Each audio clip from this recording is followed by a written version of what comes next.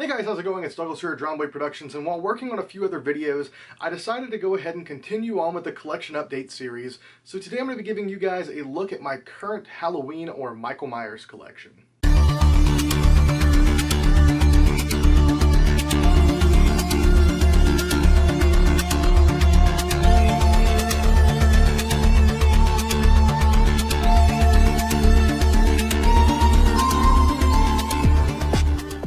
So as some of you can tell, stuff back here has certainly changed quite a bit. The Myers collection has never been massive, but at one point in time I did have quite a few really nice independent mask maker pieces.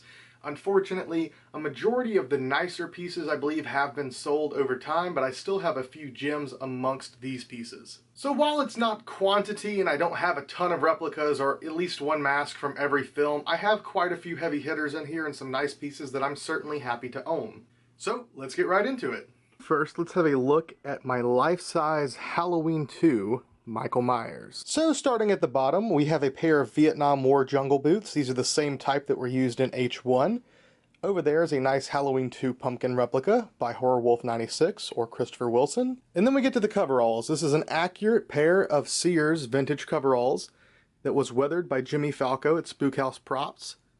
Of course, we have all of the gunshot wounds, nice accurate weathering front and back. He's holding a Trick or Treat Studios L-Rod since it's thick enough for the mannequin to hold.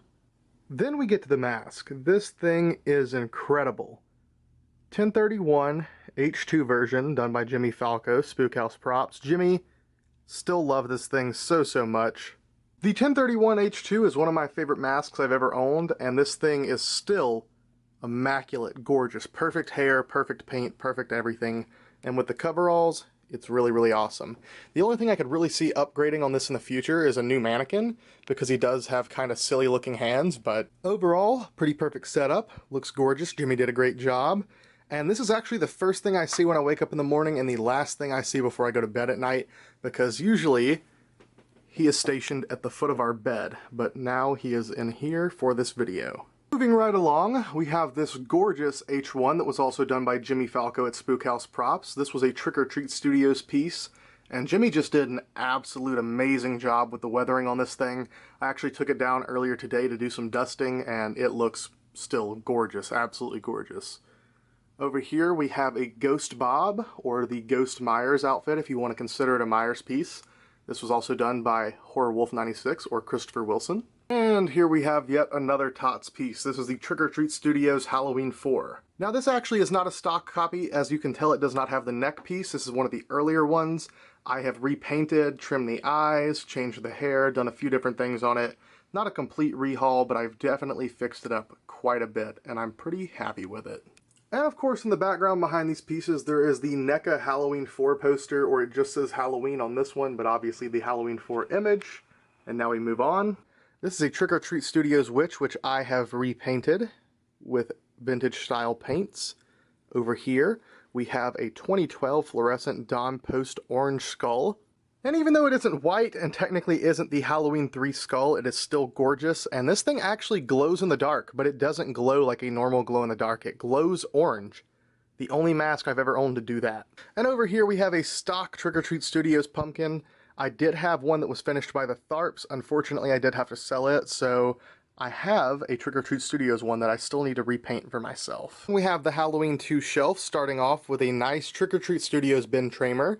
I have changed the hair on this guy a little bit, mostly styling it and using some hairspray to make it stand up, but also I did repaint him and give him a nice silver finish, more like one of the masks that was used in the film. Here we have the accurate style syringe that was used in H2, glass syringe, vintage, very nice. Here we have a yellow Bic, obviously Loomis's Bic. Then we have an L-Rod prop. This one is made of metal, but it's not sharp. And there, if it'll come into focus, is the accurate H2 scalpel. And that actually is sharp. I've used that for quite a few unboxings, so you guys have probably seen it, but yeah, that's a real blade. And here we have a Ben Tramer custom mask. This is a concept I called What Could Have Been, made from a 2018 Myers and the hair from another Tots Ben Tramer. Obviously all scorched on one side, melted, and destroyed. Alright, so over here we have a screen-used stunt knife, which was used in Rob Zombie's Halloween 1, or Halloween 2009, which has etched glass on the front, has the COA in there, and in the middle we have a Delatory white satin. This is one of the nicest and beautiful masks I've ever owned. Still love this thing, probably one of the coolest Myers I've ever seen. And over here we have a bloody prop knife, which I use for all sorts of photo shoots and stuff like that. In the background is another one of those NECA Halloween posters, obviously this time from Rob Zombie's Halloween. And then moving down, we have a pair of Rob Zombie Halloween 2 stunt coveralls. These coveralls were used in the theatrical ending whenever Michael was stabbed to death by Laurie. This was worn by that dummy and still has some of the sawdust from the inside of that shed. Other than that, the only Myers pieces are the ones in the Buckethead collection. So there's a Don Post the Mask. If we move over here, there's another Don Post the Mask, different year. And yet another one. All different styles, all used by Buckethead. Alright guys, well there you have it. That's pretty much it. Not the most impressive collection. I definitely don't have the hugest collection of Myers pieces or masks, especially not at the moment.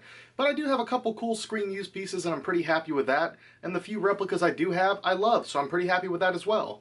Earlier in the year I had to let go of a few pieces from the collection, but nothing too crazy other than the Simon Brandolino 2018. Really regret selling that guy, but I mean, now I can get a better one. He's been making them a lot better recently, so I'll probably just try to get a new one from him when I go to get one of those. Overall, right now I'm pretty happy with where the collection is, but if I do add a few pieces in the future, I would really like to get something from H2O, maybe a nice H6. But really, I've been more fond of the Resurrection mask recently. I don't know why. Maybe it's just because the shading and details on it. But I always thought it was a decent mask, terrible film. If I add anything cool like that in the future, obviously you guys will be the first to know because you'll see a video on it. But I think that about wraps it up for today's video, and I'll go ahead and give you guys some nice clean shots of the Myers collection. And with that being said, I love you all, thank you for watching, and I'll see you next time.